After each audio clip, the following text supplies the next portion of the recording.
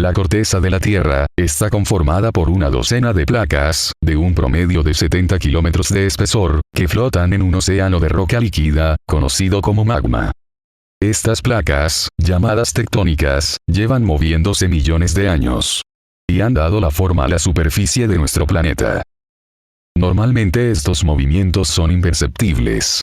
Pero en algunos casos, las placas chocan entre sí como gigantescos témpanos de tierra, impidiendo su desplazamiento. Cuando esto sucede, comienza a acumularse gran energía, la que en algún momento se libera. Esta liberación de energía acumulada es la que se denomina sismo o terremoto. Los bordes de estas placas se denominan fallas. Y es sobre estas fallas donde se origina el 90% de estos fenómenos. Todo terremoto tiene un foco, que es el punto en la profundidad de la Tierra, donde se libera la energía, y un epicentro, que es el punto de la superficie de la Tierra, directamente sobre el foco. Los terremotos se miden habitualmente utilizando dos escalas: la escala de Richter y la de Mercalli. La escala de Richter se basa en el registro sismográfico.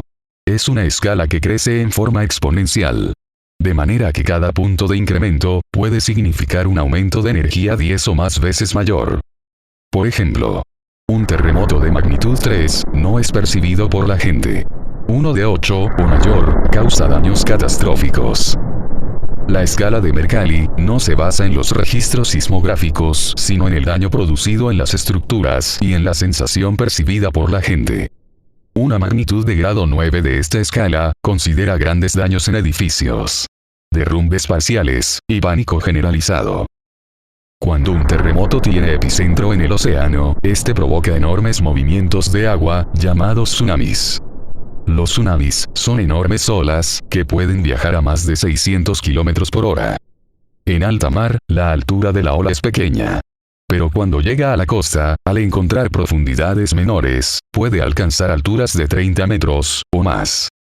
Los tsunamis están formados por varias olas, que llegan separadas entre sí por unos 15 a 20 minutos, causando devastación y muerte en las costas donde golpea. El terremoto registrado más importante de la historia ocurrió el 22 de mayo de 1960, en la localidad de Valdivia, Chile, con una magnitud de 9,5 en la escala de Richter. Somos explainers. Explicamos todo.